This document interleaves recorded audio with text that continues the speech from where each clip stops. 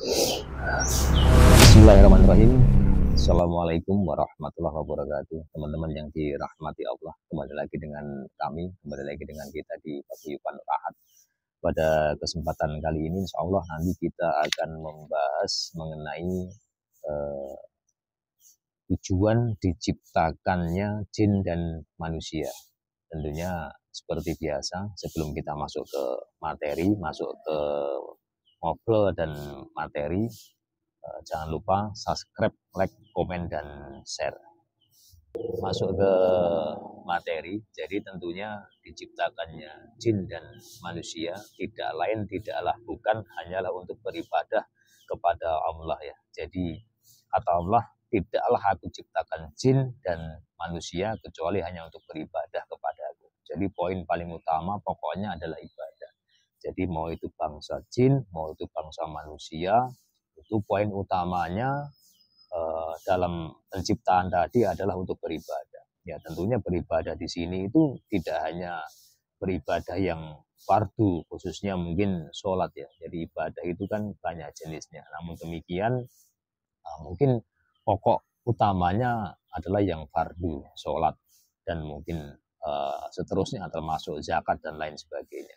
Namun demikian ibadah tadi itu tentunya adalah ritual yang tidak hanya kita jalankan berkaitan dengan ritual gerakan saja, tidak hanya berkaitan dengan urut-urutan untuk mungkin sholat ada urutannya supaya bisa tertib, supaya bisa menjadi tatanan diterima oleh Allah seperti itu. Jadi lebih lagi mungkin ke qalbu juga.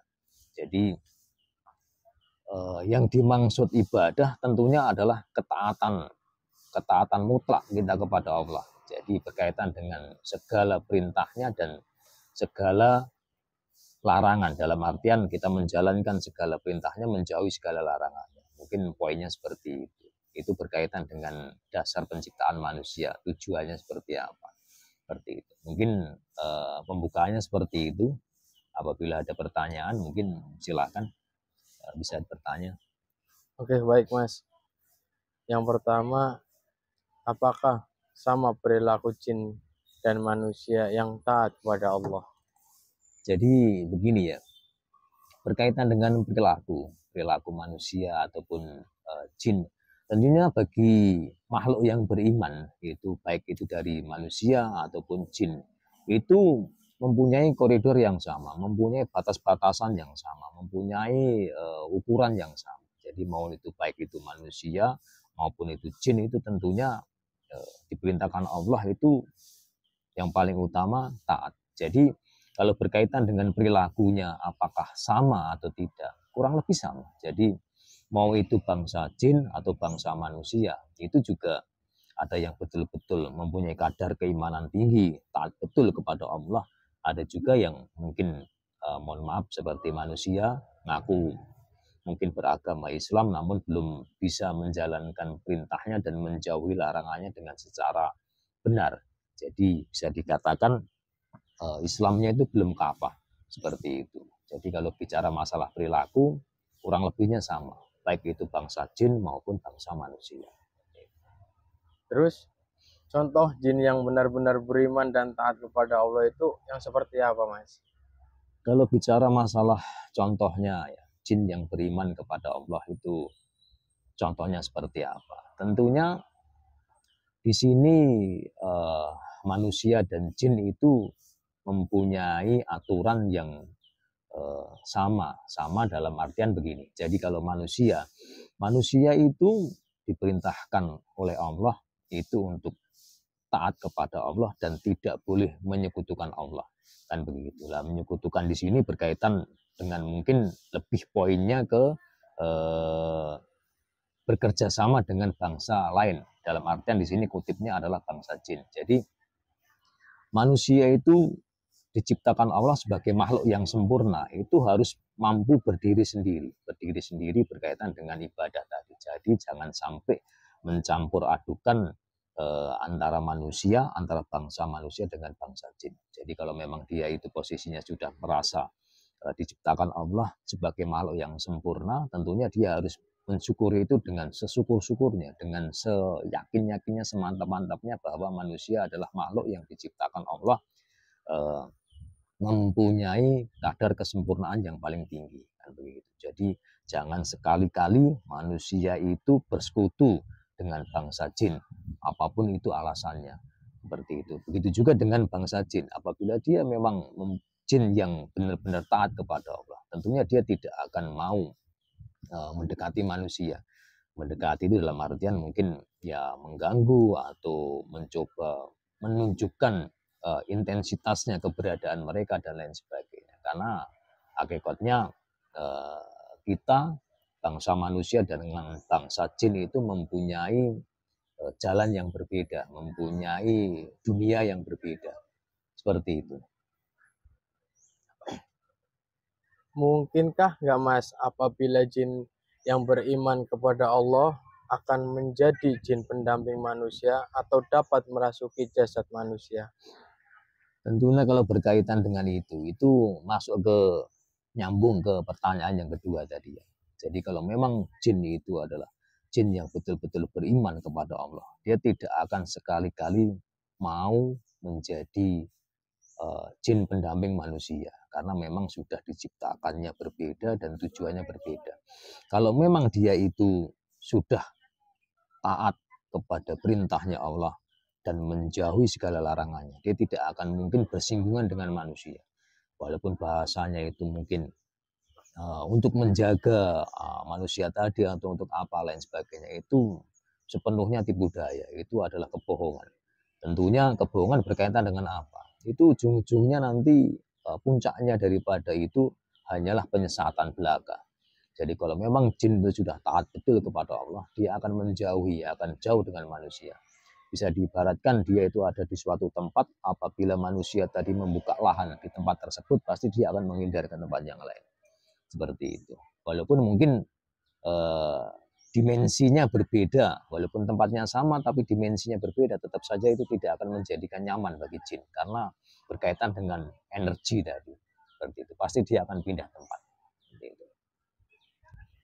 Ini yang paling menarik Mas. Diciptakannya jin dan manusia di hadapan Allah itu apa fungsi? Jadi kalau bicara masalah fungsi ya, fungsinya untuk Allah diciptakannya jin dan manusia. Kalau bicara masalah fungsi, manusia diciptakan Allah fungsinya apa? Tentunya kalau bicara masalah fungsi, ya kalau fungsi bagi diri manusia sendiri adalah ibadah seperti yang disampaikan di depan tadi ya. Tapi kalau fungsi manusia untuk Allah itu tidak ada. Dalam arti begini, jadi mau itu bangsa jin ataupun bangsa manusia, itu dia tidak memberi efek apapun terhadap Allah. Jadi mau manusia tadi itu mau taat ataupun tidak taat, itu tidak akan merubah status Allah. Allah tetaplah Allah yang Maha Esa. Jadi tidak akan merubah. Jadi kalaupun seandainya manusia tadi, entah itu manusia atau bangsa jin, dia itu taat kepada Allah, baik ibadahnya dan lain sebagainya, itu tidak lain tidak bukan hanyalah untuk dirinya sendiri. Jadi orang itu mau sodakoh, mau sholat, mau berbuat baik, mau apapun itu tidak lain tidak bukan hanyalah untuk dirinya sendiri. Jadi tidak ada hubungannya dengan Allah. Kan gitu. Itu bentuk rahmatnya Allah, bentuk kebesaran Allah, bentuk kasih sayangnya Allah seperti itu.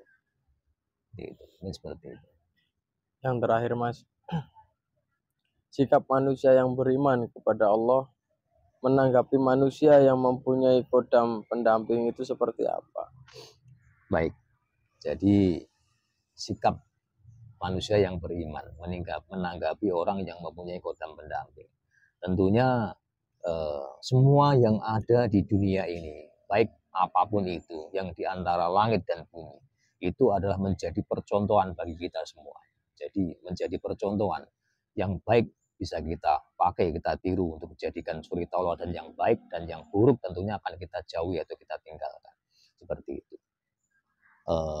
Merunut dari jawaban yang sebelumnya, tentunya jin bukanlah sesuatu hal yang dijadikan sandaran apapun itu bentuknya, entah itu pertolongan, entah itu perlindungan, entah itu apapun itu tidak ada. Jadi bagi yang orang yang beriman, menanggapi hal yang seperti itu, tentunya kita harus bisa memilah dan memilih kebenaran yang benar itu seperti apa, kebenaran yang hakiki itu seperti apa.